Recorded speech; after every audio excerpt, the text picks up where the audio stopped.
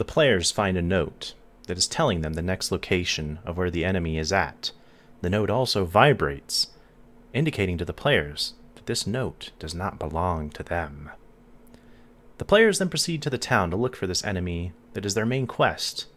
They are promptly ambushed and slain. Welcome to Dungeons & Dragons. So, let's talk about crime and punishment.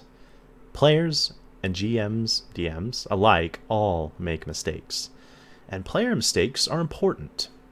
That's because they need to be punished.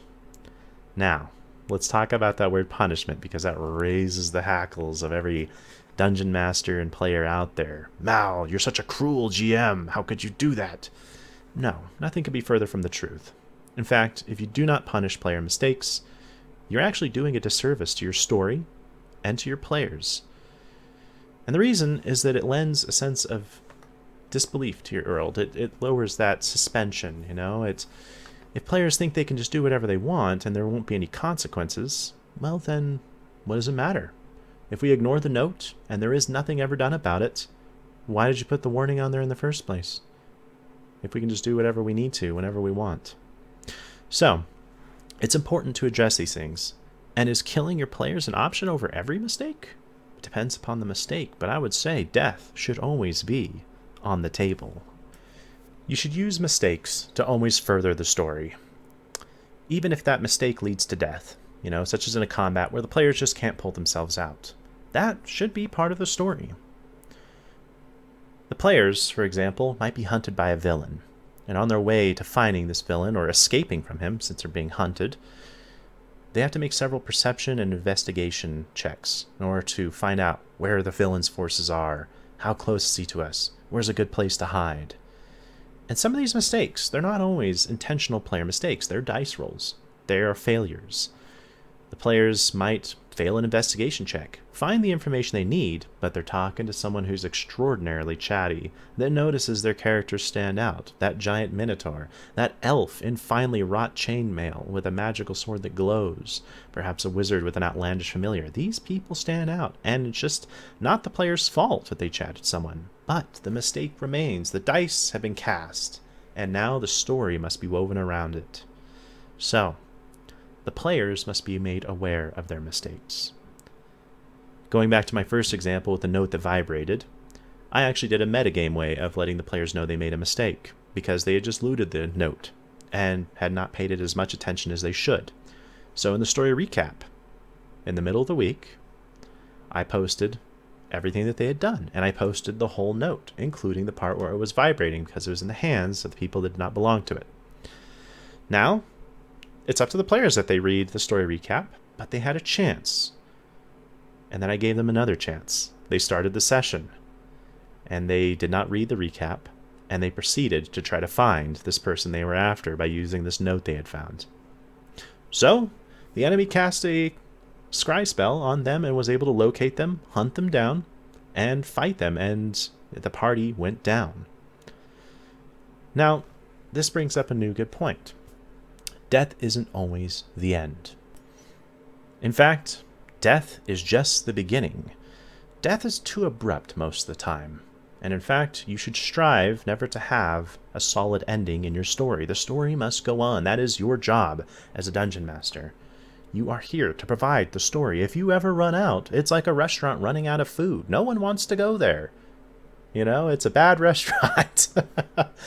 People might forgive you a couple times, but how players punish GM mistakes is they don't show up to the game. Suddenly it's not as important to them. So, you kill their character, you run out of story, you're out of business. For example, death should always be on the table. Let's give an example here. A dragon has encountered the party. The party was supposed to slay it. Things went south. The dice spoke differently. The players failed. Well, normally this would be a player wipe. You can restart the encounter and replay the same story, or you don't run out of story. You may take you a minute. You may have to take a 5-minute break for this, but don't be afraid to step away. Call for a drink break. That's it. The players will be like, damn, we just got our ass kicked. What are we supposed to do? But you as a GM have a plan for moving forward. So, the dragon has slain the players. Have it to where 2 of the players have managed to escape. You narrate. 2 of them managed to escape, back to a place where they could kind of lick their wounds. The other 2, they were brainwashed by the dragon, and they are sent to hunt the party, maybe with a group of kobolds. The players then need to learn how to break this brainwashing, whether it's an enchantment that needs to be dispelled, or some sort of keyword they need to research that someone knows. The story goes on, and you have managed to roll with the punches, even though the dice spoke differently. And you killed the players. You killed the whole party. You took the whole enchilada as the GM, or Dungeon Master. So, with that being said, use death. It is always an option. It is never an end. Or, to build onto another example of this dragon, the dragon is now hunting the party. All 4 of them managed to get away with just their lives, but now they have this ferocious beast hunting them, and the players only have a few hit points. Another encounter will mean their death. So they're on the run, looking for places to hide. Maybe some crevice, maybe some hidden hill pass, maybe a town. And if they do hide in the town, the dragon will attack it, and they're endangering more people. The story gets richer, and the villain remains the same. And death never stopped you in the first place. And it never stopped the players.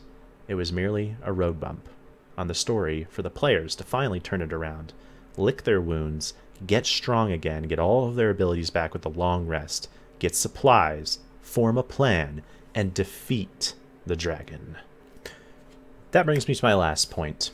Rewards. Reward your players constantly. They are being threatened with death. Death is on the table, and the rewards for overcoming as such, even if they're small road bumps, should be there. Let's give an example. The party has triggered a deadly gas trap. Say they're hunting the dragon, and this is just one of the road bumps.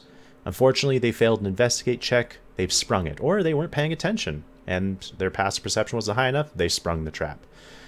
This poison trap will deal a 10th of their hit points every round. They have 10 rounds to live. They're on a clock. You see, the scary thing about death is not when you're dead. It's that death is coming, and time is precious. And your players will come alive. Suddenly, oh man, well, how do we succeed? And maybe a druid or a cleric is there, maybe a certain someone with nature. They diagnose the poison. They need 3 constitution checks successfully to negate the poison. Well, that even cuts down on their time more. They need 3 good rounds. And maybe some of the party players don't have that good of a constitution save. But you allow medicine. If they do a good medicine roll, they can get advantage on their saving throws. Good, good, okay. So there's their reward right there. You've given them just a little bit. There's hope. They can overcome these odds. They start rolling their dice. Maybe some of the players are more inventive. Can we use nature maybe to find an antidote? Is there something we've heard of? The more inventive your players are, try your best to reward it. One suggestion I thought of maybe at the end of this was after they have successfully saved against the poison, well, now their bodies have been injected with a bunch of antitoxins, and they have advantage to poison saving throws for the rest of this encounter, this session. And so now they have a buff. They've become stronger in a way they never anticipated against any other nefarious poison traps or effects that might be in this dungeon. Perhaps they're fighting a green dragon that breathes poison, and suddenly, we don't have to fear his breath weapon maybe as much. Reward your players constantly. Give them little bonuses. It doesn't always have to be an item. Sometimes those intangible bonuses mean more than anything. Killing your players is good, in conclusion. That's what I want you all to understand from this. As a player, as a dungeon master, it is a good thing that death is on the table. And that's not because there's some perverse pleasure in the dungeon master destroying your character that you worked so hard on, or maybe that the dice just didn't agree with your actions, no matter how well formulated. It's that it's primordial. It's built into us to fear death, and that's why it's exciting in role-playing games. Not just in D&D. If you overcome death, if you let your players overcome death, and they are rewarded for it, and they see they can correct their mistakes, you have a thriving game with so much drama in it that they will be entertained, and even if the story was simple and the encounter simple, the threat was real. All right. Have fun killing your players out there. Tell him Dungeon Lord Mal sent you.